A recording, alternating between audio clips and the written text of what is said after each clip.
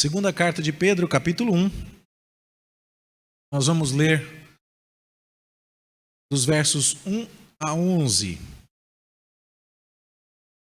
Agora eu estou na dúvida se a projeção inclui os versos 10 e 11. Mas nós vamos lê-los agora.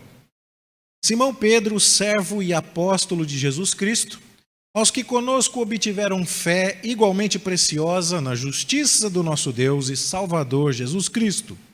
Graça e paz vos sejam multiplicadas no pleno conhecimento de Deus e de Jesus, nosso Senhor. Visto como, pelo seu divino poder, nos têm sido doadas todas as coisas que conduzem à vida e à piedade, pelo conhecimento completo daquele que nos chamou para a sua própria glória e virtude, pelas quais nos têm sido doadas as suas preciosas e muito grandes promessas, para que por elas vos torneis coparticipantes da natureza divina, livrando-vos da corrupção das paixões que há no mundo.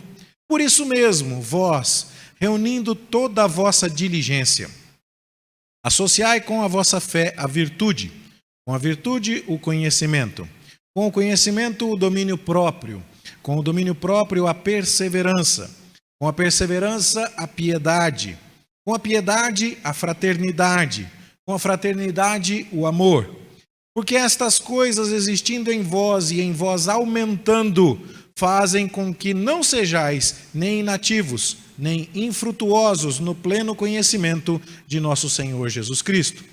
Pois aquele a quem estas coisas não estão presentes é cego, vendo só o que está perto, esquecido da purificação dos seus pecados de outrora.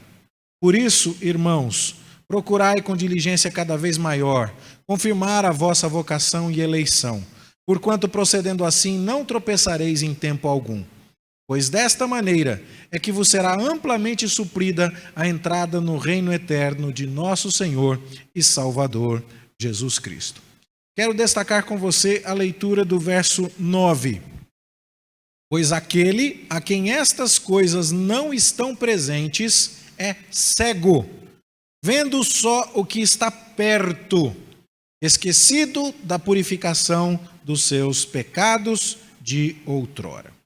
Que o Senhor nos abençoe e nos guie na exposição da sua palavra, em nome de Jesus. Meus irmãos, quando meu filho Davi está conosco aqui, tinha cerca de seus 4 anos de idade, ele contraiu uma infecção. Daquelas normais de criança. Precisam de antibiótico. Eu acho que eu vou desistir disso aqui. Vai melhor aqui. E o Davi foi para o médico e o médico receitou o antibiótico e ele começou a tomar o antibiótico. E nós estávamos de viagem programada para a praia uma semana depois. E era a conta. O antibiótico, você sabe como é que é antibiótico? 7 dias, né? Terminava numa sexta-feira, na segunda-feira nós viajaríamos em direção à praia, já estava tudo acertado. E nós fomos para a casa do meu irmão. Meu irmão é muito brincalhão e muito tranquilo, muito relaxado com essas coisas, inclusive com remédios e antibióticos.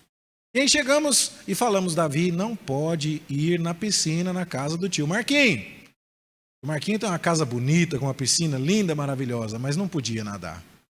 E aí então fomos e conversamos com o Davi. E quando descuidamos, lá estava o Davi dentro da água. Não teve jeito. A sua infecção piorou. Ele voltou para o médico e o médico falou, vou ter que receitar um antibiótico mais forte e agora por 10 dias e agora vocês vão para a praia, mas ele não pode entrar na água da praia de jeito nenhum. Os primeiros 4 dias da praia agora, sem entrar na água. E fomos para a praia. Davi de camiseta, de boné, de bermuda, de baldinho de areia com a pazinha, mas não podia encher de água. Tinha que ficar brincando na sombra, de protetorzinho solar. E lá está o Davi, meio chateado, porque não pode entrar na água. De repente ele olha para o lado e vê um menino que está entrando dentro da água. E ele que chamou a atenção dos pais para o menino. Pai, olha lá aquele menino. E papai e mamãe começaram a prestar atenção no menino. Esse pobre menino estava feliz da vida, chupando um sorvete enquanto seu nariz escorria, uma coisa nada agradável de descrever, então vou poupá-lo dos detalhes. Mas apesar de estar com seu nariz aos cântaros, aquele menino chupava sorvetes à vontade. Apesar de estar já com a pele toda avermelhada, ele estava no sol, sem protetor, sem camiseta, sem boné, sem coisa alguma. Aquele menino estava ao lado de uma mulher que certamente estava fumando um negócio com um cheiro muito esquisito. E do lado de um homem que tinha uma tatuagem de palhaço no braço e com uma pinta bem estranha, e certamente não era o pai dele. Você sabe aqui em Goiânia o que significa tatuagem de palhaço? Lá em São Paulo significa uma coisa nada boa. E aí então Davi olhou para aquele menino e falou assim: aquele menino é feliz, pai, e eu não sou. Dramático. Eu queria ser aquele menino. O que você fala para o Davi numa hora dessa? Como é que você explica para ele que ele está coberto de amor, de cuidado, de carinho, de proteção, de provisão, justamente pelo fato de que agora papai e mamãe não deixam Davi nadar, não deixam Davi tomar sol. O baldinho dele agora é com areia seca, na sombra de camiseta e boné. E esse é o melhor jeito que podemos amá-lo. Mas Davi está com uma crise de identidade, se a gente pode assim descrever filosoficamente essa experiência de um menino de 4 anos. Quem sou eu? Eu sou o menino que não pode chupar sorvete. Quem sou eu? Eu sou o menino que não pode nadar enquanto o outro pode. Quem sou eu? Eu sou o menino que tem que brincar de baldinho na areia seca, não pode nem buscar uma aguinha lá na praia. Eu sou a criança infeliz e miserável. Ele pode até colocar em xeque aquilo que papai e mamãe estão lhe dando. Pai, mãe, o que vocês estão me dando? Me trouxeram até aqui na praia para isso? Para ficar na sombra? Certamente meus pais não me dão tudo, porque não me dão sorvete. Eles até me trazem à praia, mas me deixam na areia. É isso que eu ganho? Davi está se perguntando quem ele é, o que ele curte, o que os seus pais lhe dão. Mas será que ele está ciente do processo? Onde é que meus pais querem chegar com essas restrições? O que os meus pais têm em mente para fazer esse tipo de maldade comigo? Ele poderia pensar nos seus 4 anos de idade. Por que os meus pais me privam tanto? Talvez você na pandemia fale, Davi, você me representa. Crise de identidade agora. Porque quem é você agora? Quem sabe muita coisa mudou na sua vida. Você costumava trazer comida e dinheiro para dentro de casa e quem sabe você perdeu o emprego. E agora então, você que estava acostumado a encontrar o seu valor na sua habilidade de prover, já está se perguntando, quem sou eu? Quem sabe você que era a pessoa mais elegante do escritório, que ia com aquele salto, combinando com a bolsa, combinando com o brinco, agora está trabalhando em home office de pantufa e pijama, só põe a blusa de cima, o resto para baixo, só Deus é que sabe. Quem é você agora, nesse novo normal? Eu não sou mais o churrasqueiro ou o pizzaiolo da família, porque agora o vovô, a vovó precisam estar isolados, eu não posso estar com eles, a família não pode se reunir.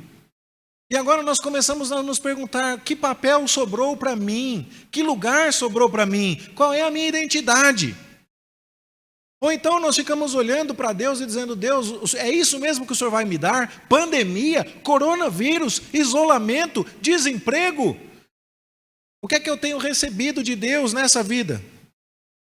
Não é à toa que muita gente tem preferido o caminho do suicídio, porque está prestando atenção naquilo que lhe foi tirado, e não naquilo que está lhe sendo concedido. Quem sabe você perdeu a caminhada no parque, perdeu a academia, perdeu o passeio, perdeu a experiência do culto público, perdeu a oportunidade de receber visitas, tantas e tantas coisas que você tinha e agora não tem mais. E talvez você esteja dizendo, Davi, você me representa. Mas talvez você esteja tentando, com um exercício de maturidade, se concentrar no processo. Onde é que isso tudo vai parar? O que é que Deus está querendo com todas essas coisas? Quanto tempo isso vai levar? E quando acabar, quando chegar a vacina, onde estaremos? Qual será o novo normal? O que mais nós poderemos perder ou teremos que aprender? Ou teremos que adaptar por causa de tudo o que tem acontecido?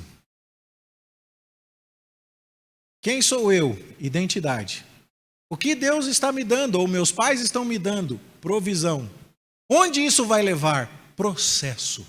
3 palavras que eu quero fixar com você: identidade, provisão, processo. O apóstolo Pedro está falando disso aqui. O apóstolo Pedro está oferecendo a resposta de Deus para pessoas que estavam tão inquietas como nós podemos estar nesta época de pandemia. No capítulo 3, você não precisa abrir agora, no verso 1 desta carta, ele diz assim: esta é a segunda carta que eu vos escrevo. E você sabe que ela é a segunda carta de Pedro na sua Bíblia. E ele está, portanto, escrevendo às mesmas pessoas que receberam a sua primeira carta. Sinal de que o problema era recorrente, sinal de que a necessidade de atuação do apóstolo para com aquele rebanho continuava. E na primeira carta de Pedro, lá no capítulo 1, verso 1, o apóstolo está dizendo que escreve aos forasteiros da dispersão. A dispersão foi aquele movimento que aconteceu quando o judaísmo não cristão começou a perseguir os cristãos, judeus ou não. Quando agora o judaísmo se torna um inimigo do cristianismo. E quem estava em Jerusalém ou nas cercanias ali precisava sair dali, porque os judeus estavam perseguindo os cristãos. Isso significa uma vida difícil. Isso significa deixar a família para trás, deixar a lojinha para trás, deixar o emprego para trás, deixar a sua casa para trás, as roupas, e sair por causa da sua fé, e ir para longe de casa, e enfrentar privações, e enfrentar problemas. Problemas que podem colocar em xeque quem você é, porque tudo muda muito rápido. Problemas que podem colocar em xeque como Deus vai cuidar de você, que provisão Deus vai lhe dar. Problemas que podem fazer você se perguntar onde Deus quer chegar com este processo. 3 palavras que eu quero que você guarde: identidade, provisão, processo. Pedro está velho ao escrever para essas pessoas. Ele diz que acredita que vai partir logo, mas ele quer deixar a essas pessoas que já estiveram dispersas anteriormente, que ainda enfrentam as consequências dessa dispersão, que estão sofrendo por causa da sua fé, que estão lutando. Ele quer deixar a elas uma mensagem de esperança. Não é por acaso que Pedro é conhecido como o apóstolo da esperança. E é muito interessante, meus irmãos, a solução que Deus nos apresenta para os problemas e as crises. Deus não nos ensina a decretar que a realidade mudou. Pedro em nenhum momento falou assim: irmão, rejeita isso porque você é cabeça e não é cauda. Irmão, decreta a tua vitória, porque eu tenho uma palavra para você, a dispersão vai acabar amanhã. Varão, eis que te digo, tu és vencedor. Pedro não fala nesse tipo de linguajar tão comum nos nossos dias. Pedro não subscreve esse tipo de credo. Pedro diz com Jesus que no mundo nós teremos aflições, mas que é para termos bom ânimo. Pedro diz, junto com outros, que a nossa fé será provada e que no meio das tribulações nós haveremos de conhecer mais intimamente ao Senhor. E se a realidade presente não vai mudar, como é que nós vamos poder encontrar esperança, Pedro? Se a realidade continua difícil, se a pandemia continua aí, se a dispersão continuava atormentando os nossos irmãos do passado, onde está a esperança, Pedro? A receita é exatamente aquela que nós lemos ali: enxergar com outros olhos. Você olhou para o Davi e falou assim: Davi, 4 anos, meu filho, como você está enxergando mal? Essas coisas estão presentes a você. O cuidado de papai e mamãe, o carinho de papai e mamãe, o jeito como papai e mamãe querem te educar. O problema é só que você não enxerga, Davi. E Pedro está dizendo: aquele que não está enxergando esse tipo de coisa é cego. E está esquecido de que foi salvo e foi purificado dos seus pecados. E precisa enxergar na sua identidade em Cristo, na provisão de Deus em Cristo. E no processo de Deus ao trabalhar a sua vida, o cuidado do Senhor por você. O apóstolo Paulo vai usar essa expressão também, junto com Pedro. Você não precisa abrir agora, mas em 2 Coríntios, capítulo 5, verso 7, Paulo diz assim: nós andamos pela fé e não pelo que vemos.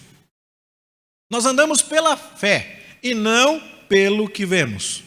Era preciso que Davi tivesse fé para acreditar, com 4 anos de idade, que papai e mamãe, que o proibiam de nadar, que não o deixavam chupar sorvete, apesar de ter um menino ali do lado, que podia fazer todas essas coisas, papai e mamãe faziam aquilo por amor. 2 Pedro, capítulo 1, verso 9, o verso que carrega o tema da minha palavra, diz assim: aquele a quem estas coisas não estão presentes é cego, vendo só o que está perto. A pergunta para você hoje é exatamente essa: qual o alcance da sua visão? O quanto você é capaz de enxergar? Você só vai ficar feliz se o seu problema for resolvido aqui e agora de maneira material? É só esse o alcance da sua vista? Você diria: Davi, concordo com você, faça birra e chore, e não pare enquanto você não ganhar o seu sorvete. Emburre e desobedeça enquanto seu pai não enfiar você dentro d'água?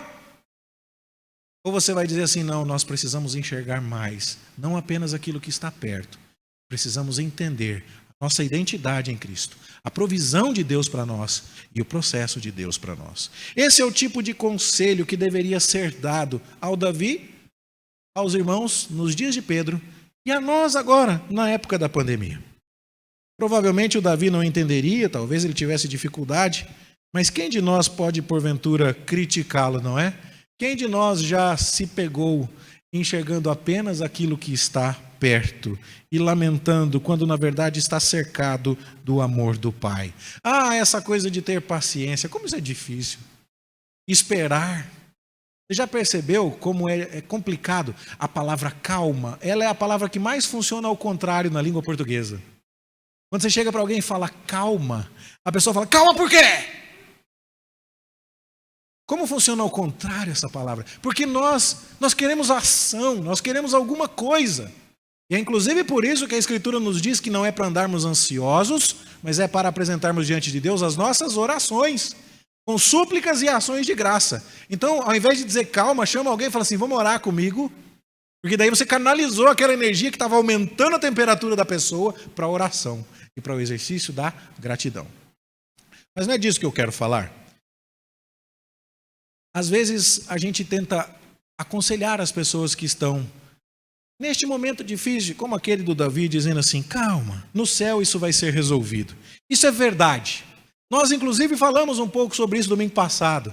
Quando, vendo a sequência dos salmos dos filhos de Corá, percebemos que enfrentaremos dificuldades agora, mas o nosso noivo vem nos buscar. E devemos contemplá-lo para encontrar alegria. Isso é importante, isso é fundamental. Nós precisamos ter os olhos na eternidade, sim.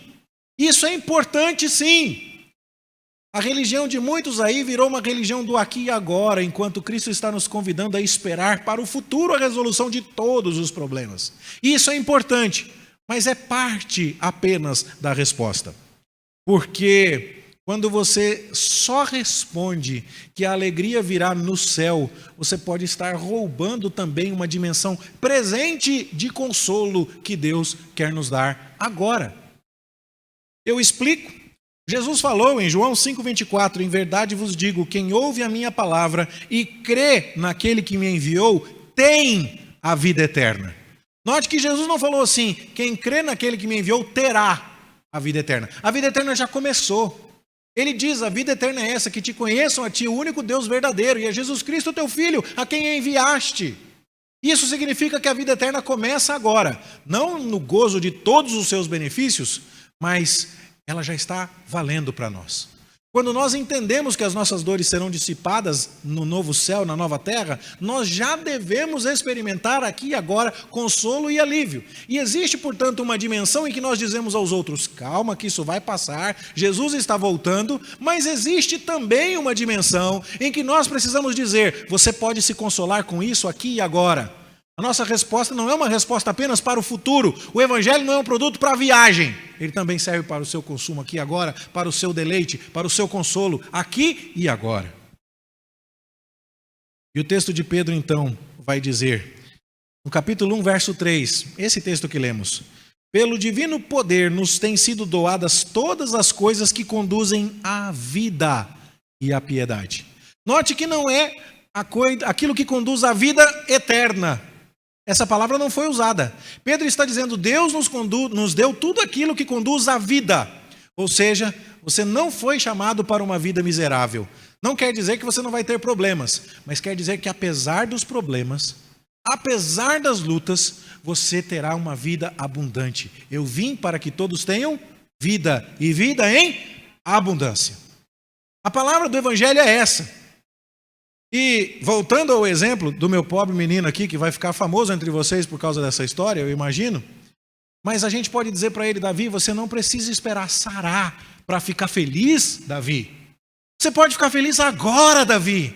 Olha o quanto teu pai te ama. Olha o quanto tua mãe te ama. Olha como eles têm cuidado de você. Olha como você teve a oportunidade de consultar um médico. Como você está podendo ser tratado com antibióticos adequados. Como você está sendo poupado de fazer mal a si mesmo. Davi, presta atenção. O consolo não virá apenas quando você for nadar. O consolo já está presente. O problema é que você está cego. E você não está vendo. Você não está vendo a sua identidade.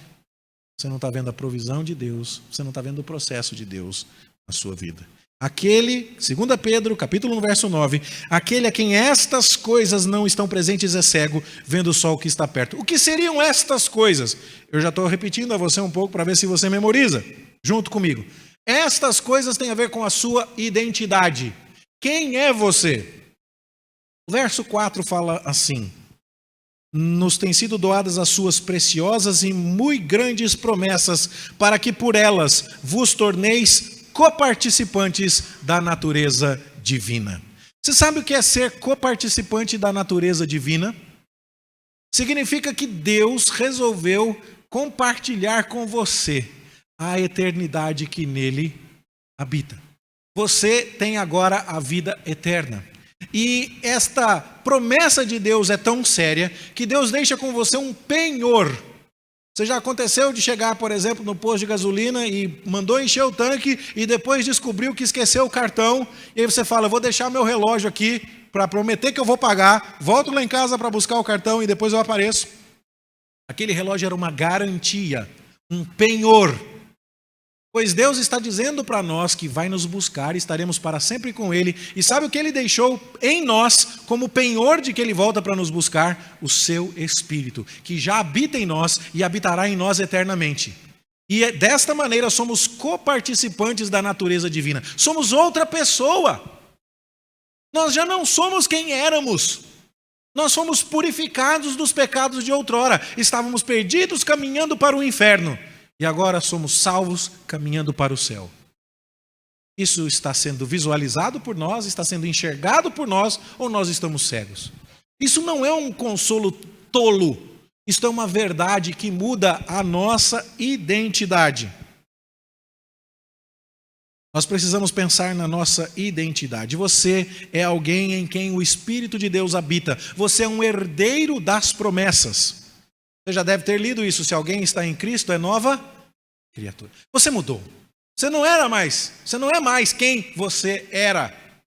Deus está trabalhando, inclusive, a sua identidade. E isso é importante demais, meu irmão, porque se você é um cristão verdadeiro, essa identidade não muda com a pandemia. Essa identidade não muda com o desemprego. Essa identidade não muda com o luto. Essa identidade não muda com o sucesso ou o fracasso financeiro. Essa identidade não muda com a crise na saúde. Você não é um canceroso, você não é um viúvo, você não é um desempregado. Você é, acima de tudo, um filho de Deus. Um herdeiro das promessas. Alguém em quem o Espírito Santo habita. E isso é que te define. Não importa o quanto os outros olhem para você e queiram colocar um outro rótulo em você. A definição que Deus te dá, com a identidade que Deus te deu, é aquela que importa. Só que muitas vezes nós permitimos que as outras coisas nos definam. Histórias de suicídio na pandemia. Porque quando um pai percebeu que não poderia oferecer aos seus filhos todo o conforto e comodidade que ele gostaria, ele tirou a própria vida. Por quê? Porque de alguma maneira ele permitiu que aquilo que definia a sua identidade fosse a sua capacidade de prover. Mas o que define a nossa identidade é Deus. Nós somos coparticipantes da natureza divina. O Espírito Santo de Deus habita em nós. Você, meu irmão, minha irmã, é muito mais do que um desempregado.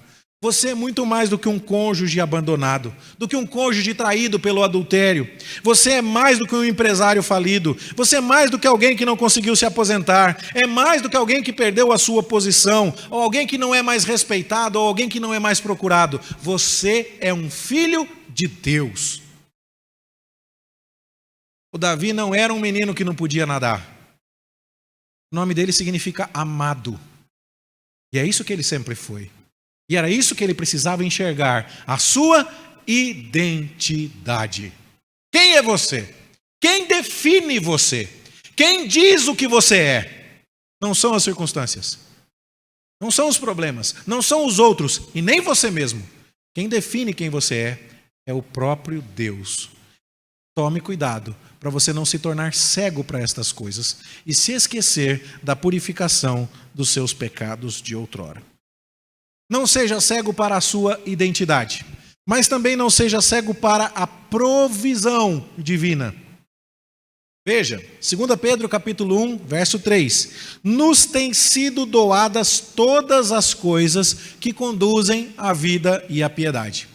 Deus tornou você uma nova criatura, mas não largou você desprovido de recursos.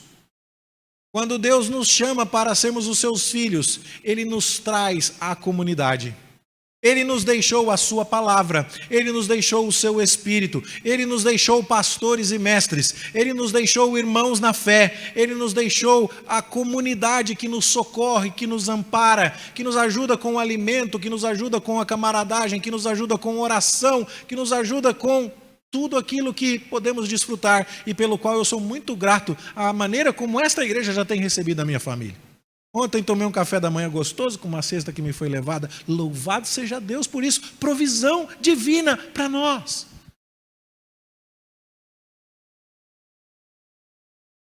Você recebeu o evangelho para nortear os seus relacionamentos. Você sabe como deve se conduzir. Você tem a lei de Deus para dizer o que é bom para você e o que não é. Você já viu aquela situação em que um cônjuge, normalmente é o marido, tá? Mas às vezes acontece ao contrário. O marido está perdido e ele fica perguntando para a mulher por que ela está brava e ela não fala. E ele fica, foi alguma coisa que eu fiz? Ela fala, não. Alguma coisa que eu falei? Não. Que eu devia ter feito? Não. Que eu devia ter falado? Não. Foi alguma coisa que eu não fiz, mas devia ter feito porque falei uma coisa que não devia ter falado? Que se eu tivesse pensado uma coisa que eu não pensei, talvez eu fizesse um negócio que eu não queria? Ela fala, mais ou menos por aí. Ele fala, ai meu Deus do céu. Às vezes o homem está perdido, ele não sabe o que fazer. Sabe aquela historinha por trás de toda mulher zangada tem um homem que não tem a menor ideia do que ele fez de errado? Sabe, você tem a palavra de Deus. Deus está dizendo para você, vai por aqui meu filho, faz isso. Não vai por ali. Deus não te deixou sem orientação. Deus te deu a igreja, um lugar onde tem gente que estudou a palavra de Deus como um exercício de vida, de dedicação integral, para te oferecer conselho. Você já pensou no que isso representa numa esfera prática? Salomão estava em Jerusalém, as mulheres que tiveram aquele dilema puderam recorrer a ele, e ele resolveu um dilema aparentemente insolúvel, porque na casa de Deus existe sabedoria de Deus para resolver as questões diárias da vida. Nós não estamos sozinhos, nós somos nova criatura, nós somos o povo que é coparticipante da natureza divina, nós temos uma nova identidade, mas nós temos provisão. Deus nos entregou aquilo de que precisamos. Você já parou para agradecer a Deus que você tem a Bíblia traduzida na sua língua? Em qualquer momento desse eu vou compartilhar com vocês um vídeo de uma tribo indígena, talvez alguns já tenham visto, em que chegou a primeira remessa da Bíblia impressa na língua daqueles índios. E eles fizeram uma comitiva enorme em torno da pista de pouso onde o avião ia trazer a Bíblia. E a emoção do cacique em dizer assim, Deus, obrigado, porque agora a gente ouve o Senhor falar conosco na nossa própria língua. Você já experimentou um drama assim? De querer ouvir Deus falar e não saber Onde encontrar isso? Meu cunhado é missionário no mundo árabe. Ele esteve em Omã. Ele foi banido de Omã depois de passar por um período de prisão. Alguns dos irmãos, inclusive, souberam disso. E até é importante corrigir aqui. Ele ficou preso lá em Omã por algum tempo e foi por causa da distribuição de Bíblias num país muçulmano. Alguém pediu oração aqui pelo meu cunhado, falando, o irmão da Priscila está preso. Vamos explicar bem o que foi que aconteceu, né? Foi essa a situação. Eu tive a bênção de ir visitá-lo lá em Omã. Alguns irmãos quiseram abençoar o missionário e perguntaram para ele, o que a gente pode fazer por você? Ele disse, a solidão aqui é muito grande, venham me visitar. E as pessoas disseram, a gente paga para alguém ir, mas a gente não vai. E aí a gente ganhou de presente e nós fomos, a minha família toda, foi passar um mês em Omã. Você tem ideia do que é passar um mês sem ver uma cruz? Não tem cruz no hospital. É a lua, é símbolo do islamismo. Não tem cruz na ambulância. É a lua, símbolo do islamismo. Não tem cruz no cemitério. Pode ter. A gente pegou o voo em Dubai, porque era mais barato. E lá em Dubai tem um prédio que foi feito, e o arquiteto, parece que de propósito, diz a lenda, fez uma torre e colocou uma travessa assim, ó. Forma uma cruz, pois é proibido tirar foto daquele prédio, daquele ângulo que pega aquela cruz. Cruz lá é proibido. Você volta para cá dizendo assim, Deus, aqui tem... Quantas igrejas presbiterianas tem em Goiânia? Quantos presbitérios tem na cidade? Quantas Bíblias você pode comprar com o dinheiro que você tem? Quantas versões da Bíblia em língua portuguesa tem? Como Deus está cuidando de você e te oferecendo tantos e tantos e tantos recursos. Como é a provisão divina para você.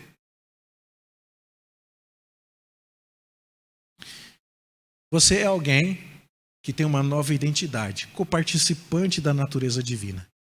É alguém a quem Deus tem dedicado a sua provisão. Você é mais do que alguém com as contas atrasadas. Você é mais do que alguém que não vai viajar de férias esse ano.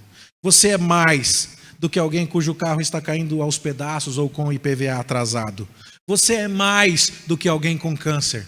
Você é alguém a quem Deus conduziu para a vida eterna. O fez coparticipante da natureza divina. E está dando a você todas as coisas que conduzem à vida e à piedade. Só que às vezes você parece um menino de 4 anos, com um baldinho de areia seca, chorando porque quer chupar o sorvete igual o outro ali do lado. Você quer poder postar no Facebook, igual alguém que saiu na revista Caras. Você quer ostentar, você quer outras coisas. Você está olhando para a provisão de Deus e dizendo, essa provisão eu não quero, Deus. Sabe como Pedro está chamando você e eu? De cegos. Porque estamos enxergando apenas aquilo que está perto. Estamos esquecidos daquelas coisas que só podem ser discernidas pela fé. Identidade, provisão, processo. 2 Pedro capítulo 1, verso 8, é dito assim, estas coisas existindo em vós e em vós aumentando. A sabedoria, o conhecimento, a virtude, a diligência, estas coisas vão progredir a um processo que estará em andamento na sua vida. Por isso Pedro fala no verso 10, procurai com diligência cada vez maior. E no verso 11 ele diz assim, é desta maneira que vos será amplamente suprida a entrada no reino celestial. Sabe o que acontece? Muitos de nós tendemos a interpretar a bênção de Deus como um fato e não como um processo. Quem pensa assim diz, estou salvo. Salvo dos 3 S's. Salvo, sentado, satisfeito. Mas essa não é a perspectiva bíblica. Deus não fez você e eu como coparticipantes da sua natureza, dando-nos uma nova identidade. Deus não proveu para que tivéssemos acesso à sua vontade, à sua revelação, à sua igreja, ao seu povo, aos recursos, para que nós olhássemos para tudo isso e disséssemos, ok, mas eu vou ficar por aqui. Deus quer que essas coisas sejam usadas por nós. E Ele está muitas e muitas vezes até mesmo usando a dor e o sofrimento para nos trabalhar, para nos desapegar. Houve outras ocasiões, desde aquele dia em que Davi tinha 4 anos na praia, em que ele precisou confiar em papai e mamãe. Houve outras vezes em que papai e mamãe precisaram dizer a ele: filho, não. E aquela história tão memorável, pelo menos para o papai e mamãe, eu acho que ele não lembra muito, né, filho? Foi parte de um repertório de coisas que acabaram moldando o caráter deste menino. De tal forma que hoje, pode ser difícil ainda, mas é mais fácil de entender quando o pai e mãe falam: filho, não. Não. Aí não é um bom caminho. Deus é glorificado quando Ele te dá uma nova identidade. E isso muda você de um jeito que suplanta toda a perspectiva terrena. Enxergue quem você é em Deus como uma definição do problema numa nova perspectiva. Enxergue a provisão de Deus como colocando tudo sob outro ângulo, mas enxergue também que Deus está agindo num processo que leva tempo. O sofrimento, a privação, a luta são ferramentas de Deus para nos moldar e para nos esculpir conforme a sua vontade e para a sua glória. Você e eu não estamos prontos. Martin Luther King, que teve lá seus problemas de caráter e outras histórias difíceis, mas que foi certamente um grande nome na luta pela defesa dos direitos civis nos Estados Unidos, tem uma frase que nós podemos subscrever. Ele diz assim: não somos o que deveríamos ser. Não somos o que queríamos ser. Não somos o que iremos ser. Mas graças a Deus, nós já não somos o que éramos. Eu não estou pronto ainda. Eu preciso melhorar muito. E no céu eu vou estar muito melhor. Mas graças a Deus, quando eu olho para trás, eu vejo que eu já melhorei. E essa é a evidência do que Deus está fazendo na minha vida e na sua. E quando eu enxergo estas coisas, eu encontro esperança. Eu encontro consolo, eu encontro encorajamento para enfrentar a minha luta. Eu estou enxergando muito além do que aquilo que apenas está perto. A minha visão é uma visão espiritual. A minha interpretação dos fatos é uma interpretação cristã. Se você, portanto, é um cristão verdadeiro, você pode enxergar aquele desemprego que não te define como um meio de você aprender a depender de Deus, como um meio de você evitar desperdícios, como um meio de você se tornar mais humilde, como um meio de você ser mais agradecido, porque na verdade você sempre teve o essencial. Tanto é que o Senhor nos ensina, tendo o que comer e o que vestir, estejamos contentes. O que comer e o que vestir é bem menos do que o que a gente costuma precisar para ficar contente, não é não? E às vezes então essas lutas são parte do processo de Deus para nos trabalhar. Sua doença pode ser um modo de lembrar a você que a sua vida é transitória. E quem sabe aquilo que você ficou esperando para consagrar a Deus, quando estiver lá com uns 89 para 92, você pense agora, quando ficou doente, quando o Covid bateu a porta, é melhor eu me dedicar a Deus agora, porque eu não tenho noção de quanto tempo ainda terei. Quem sabe a doença fez parte do processo de Deus na sua vida. Quem sabe o coronavírus é um lembrete para mim e para você de que nós devemos estar prontos em toda e qualquer circunstância. Você enxerga só o que está perto? Ou você está sendo lembrado aqui por Pedro que nossos olhos precisam enxergar muito além, caso contrário nós somos cegos. O que é preciso enxergar muito além do que aquilo que está perto, para enfrentar as lutas com confiança, com esperança, com alegria, no temor do Senhor, é preciso enxergar sua identidade, a provisão de Deus e o processo de Deus. O Davi sabe que ele é um menino muito amado, que tem pais que o impedem de fazer dano a si mesmo hoje.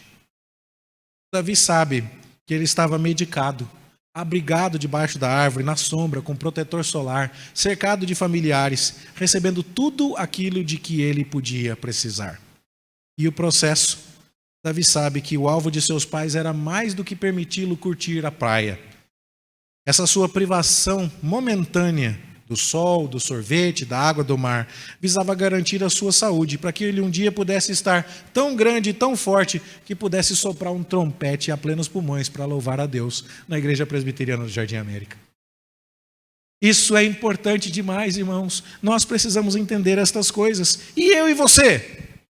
Irmão, não permita que outras pessoas ou que outras circunstâncias abalem a consciência de quem você é em Cristo Jesus.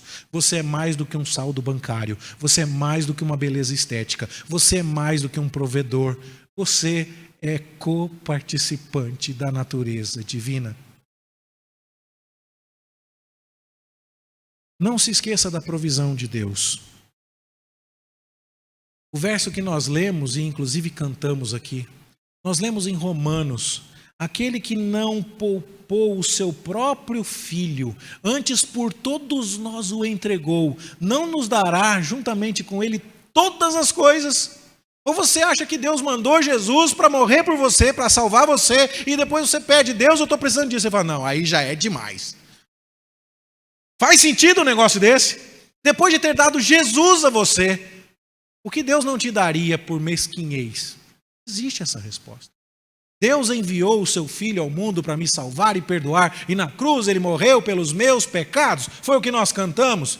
Quem vai nos separar do amor de Deus que está em Cristo? Foi o que nós cantamos. Lembre-se, Deus vai prover para você. Às vezes você está muito preocupado com alguma coisa que está faltando e está esquecendo de olhar Cristo. Nas palavras de Paul Washer, Jesus não é tudo aquilo que nós precisamos, não. Jesus é tudo aquilo que temos. Nós poderíamos ter alguma coisa maior, superior, mais importante do que o próprio Filho de Deus? E a resposta é óbvia: claro que não. Às vezes a gente parece o menino que está abrigado, medicado, cheio de protetor solar, brincando, seguro ao lado dos pais, e está olhando para o outro, com o nariz escorrendo, e falando: aquele é que é feliz. E o processo? Irmão, Deus está trabalhando a sua vida. Se hoje você não tem algo, se hoje você enfrenta uma luta, se hoje as coisas não estão do jeito que traz aquela sensação de alívio, de conforto momentâneo ao seu coração, saiba, isso não escapou aos propósitos de Deus. Você pode não enxergar isso agora, mas olhe com os olhos da fé, porque se você só estiver vendo o que está perto, você está cego. E Deus está trabalhando sim a sua vida. No fim, irmão, vai dar tudo certo. E se ainda não está tudo certo, é porque ainda não chegamos no fim. Nós vamos nos encontrar na glória. E vamos olhar para trás e perceber que todas as nossas lutas e todos os nossos problemas foram usados por Deus para nos aperfeiçoar. Pedro está lembrando isso. Irmãos, aqueles que não enxergam estas coisas está cego. Aquele que não enxerga estas coisas está cego. Quem é você? Quem define você? Quem cuida de você e supre você? Com qual provisão? Quem está trabalhando a sua vida e com qual propósito? Perguntas que, quando bem respondidas, vão nos dar a nossa identidade em Cristo. Vão nos conscientizar da provisão de Deus por nós em Cristo. E vão nos lembrar do processo de Deus em nós através das lutas. Quando lembrarmos disso, nós enfrentaremos os problemas não com a esperança que só vai trazer alívio lá na frente, mas com a esperança que traz alívio aqui e agora, porque a gente agora já enxergou as coisas que estão lá longe, mesmo estando ainda por aqui. A minha oração é que você enfrente as suas lutas com esse tipo de olho de quem enxerga mais longe. E que Deus o abençoe neste processo. Que Deus trabalhe a mim e a você nesta consciência, para que, como um vaso nas mãos do oleiro, Ele nos molde, para que Ele renove o nosso coração e tudo que tem lá dentro seja mudado de tal forma que nós confiemos mais e mais no Senhor. Que Deus console a tua vida, em nome de Jesus. Amém.